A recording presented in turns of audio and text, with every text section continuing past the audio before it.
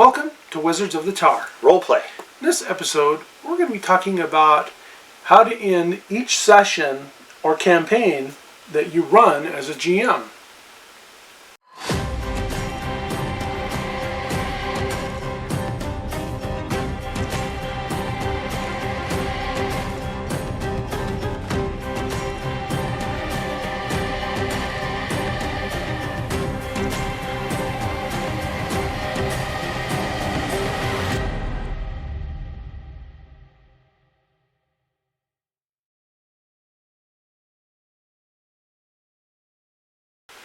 Welcome to Wizards of the Tower. Roleplay.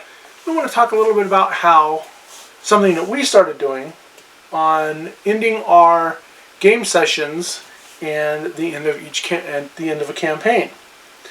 And it was just something that I had learned from another game master on an online game, and I liked it. And it's something that I started bringing into my own campaign and adventures, and just thought it'd be something that other people might want to do. Yeah, so what it is really is the DM asks for an end scene. After the action, after the battle.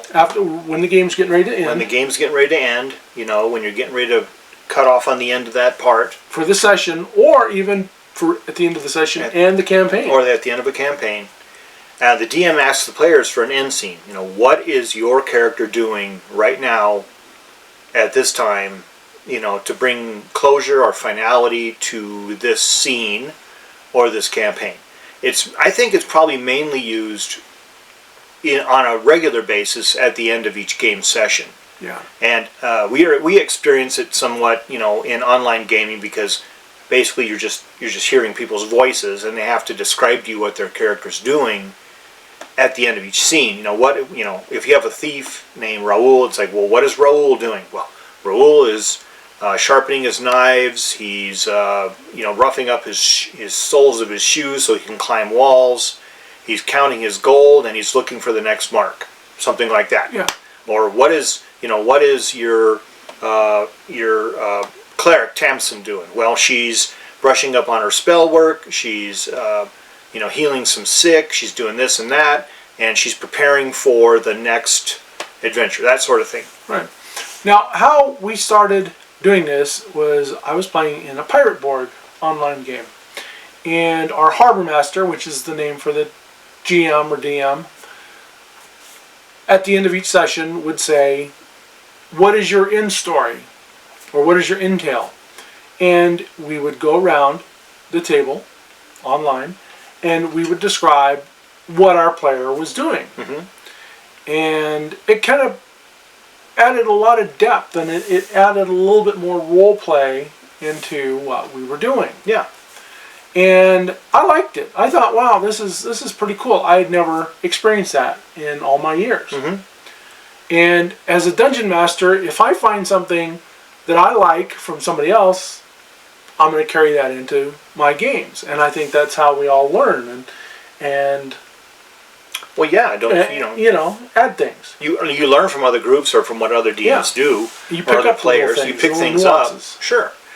And Delaney was telling me about this. How they would do end scenes, and I remember watching a couple of online gaming groups, and especially the ones that are very animated and they have the cameras on each person and stuff like that. And at the end of each session, the online DM, would ask a lot of the actors or the voice actors or whatever who are in the group, they would ask them, okay, what does it look like? What's your character doing at the end? What does it look like now that you've defeated the boss, but you know for certain the shadow is still out there? That kind of stuff. And I thought, well, that's kind of cool. It gives people, a little closure at the end of each scene, at the end of each gaming session, a chance to close out a little bit on your character, to describe to people what your character is doing. It's a little bit about your character's background, their personality. What are they doing? Are they going home to see their family? Are they just going to spend it all in a tavern? What are they going to do to prepare for the next adventure? And I thought that was a really cool way to talk about ending a session. Instead of just closing it off, ending it like that, okay, it's over, see you next week. it's a way to kind of bring continuity, but also finality to a scene. That you can do both at the same time. And I thought that was a really cool thing to do. And Delaney has started adding that now into her games. What is your final scene? And I think that's really nice. Yeah, I started it because we were playing our Pathfinder campaign, and I started adding it to our players. At the end of each game session, it's like, okay, how is the session ending for you? What is your character doing on this session? Well, I'm going out and hunting, or I'm praying to my God to try and help somebody, or practicing with my weapons. Mm-hmm. And I just it might not have been much, and some people would get very detailed and some wouldn't. But that's their choice. But I found that it kind of helped with some of the role-playing aspect of the game, and it kind of helped the players then start understanding a little bit more about who their character was. Mm-hmm.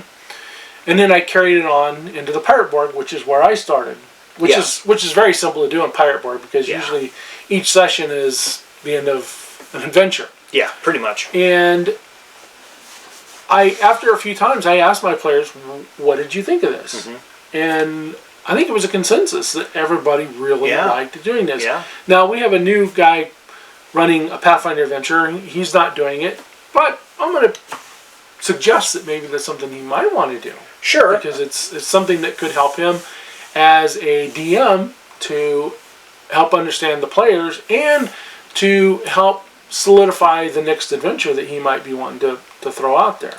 Yeah, because a good DM then would listen to the characters as they describe what their ending scene is and take some notes.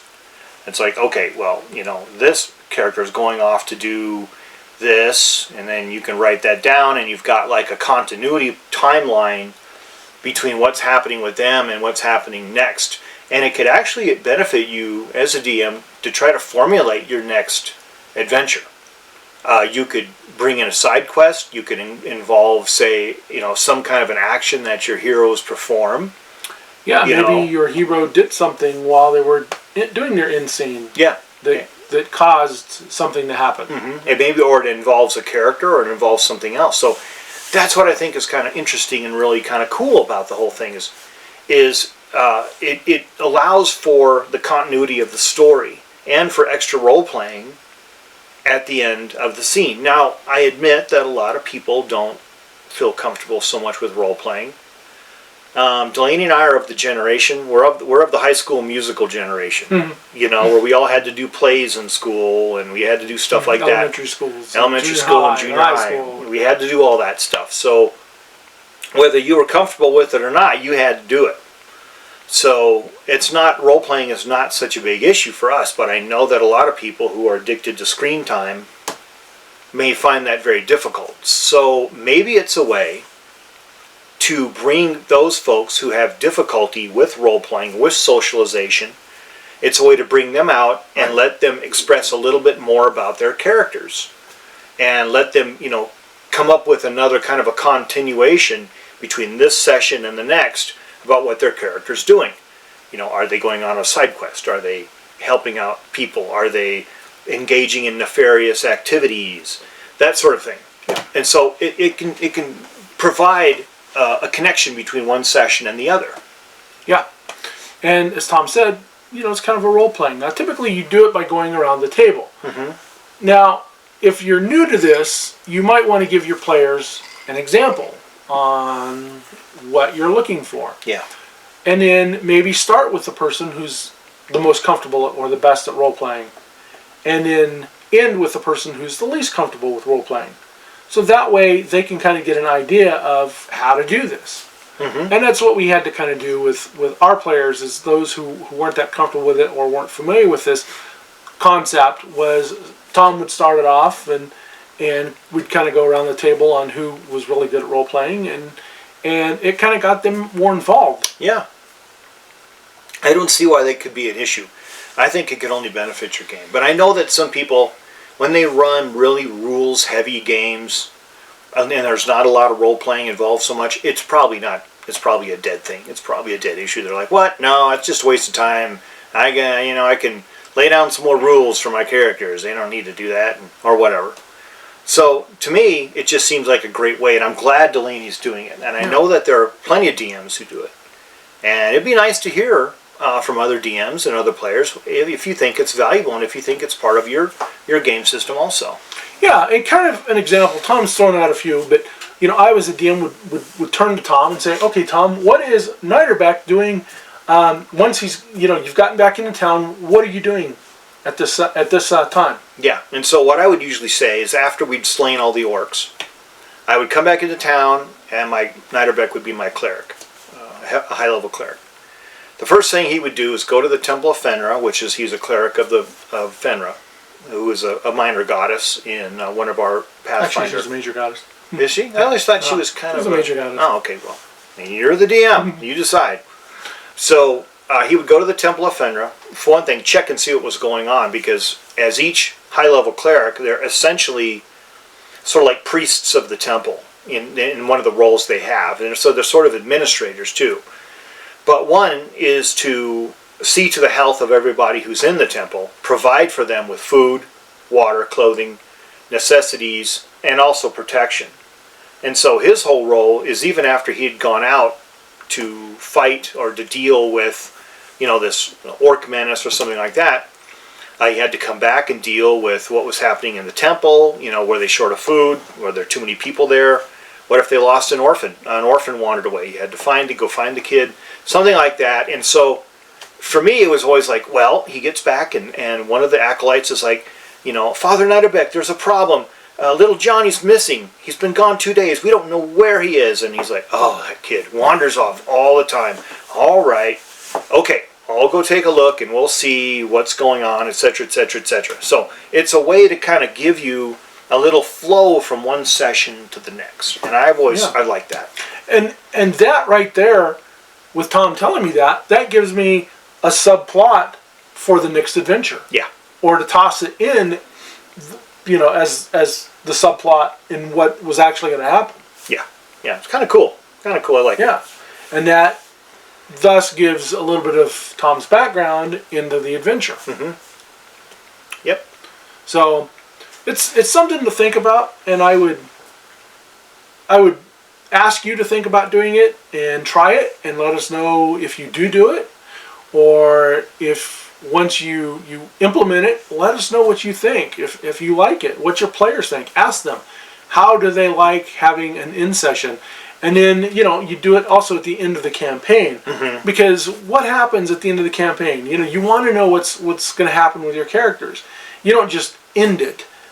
We've had plenty of times where we've had a few campaigns that just ended. Yeah. And there was no closure. It's just the adventure was over, we were done. Well, what did we want as our players to happen? And at this last Pathfinder adventure we ended with, Delaney was the DM. Yeah. She went around and asked everybody what they did, and we all had specific stories about where our characters went, because we'd been thinking about it the last several sessions about what we wanted to do with our characters. We'd played that game for how long? 2 years? 2 years. 2 years. And which isn't a long campaign. It's not a long campaign, but it's long for these days. It is. Yeah. Because most campaigns now don't last very long at all, and that's another story. But we all had ideas about what we wanted our characters to do, and they were pretty interesting. I got to say, they really worked on it, and how far they traveled, who they met, where they went.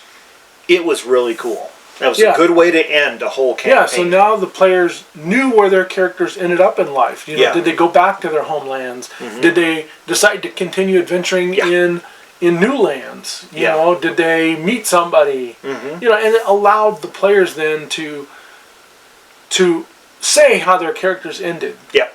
Yeah, pretty cool. And that way they got closure what they wanted for the character. It may not have been this big adventure, but as a campaign, the campaign ended, and you can't always, say what happened. It's kind of like The Hobbit. Yeah. Okay, it would be like Frodo and Sam and Merry and Pippin go back to the Shire, and that's it. Well, it would be even worse. It would After they drop it in. Yeah, they drop the ring in, and then it credits, and then the credits come up, and you're like, what? Did they make it back home? Did they do what happened? Did they make it out of the mountain? Yeah. Where's everybody's friends? That kind of thing. It's a way to create, a good kind of an end a good finality to the story. So Yeah. just think So about it. anyway, think about it. Let us know if you do it or not, and if you decide to implement it into your game, how your players like it. Ask them after a couple of sessions, what do you think about this? Do you want to continue or not? And I wager that probably most of them would want to continue. I would think so. Yeah. So anyway, I think we're going to end this session of Wizards of the Tower. Role play. Don't forget to like, share, subscribe, spread the word, ring the bell, follow us on Discord, send us an email. All that information will be down in the description. And, we'll always reply to you, no matter what. We'll always at least say thanks. We appreciate it. And, anyway, may all your adventures be epic. And keep on rolling. Thanks, folks.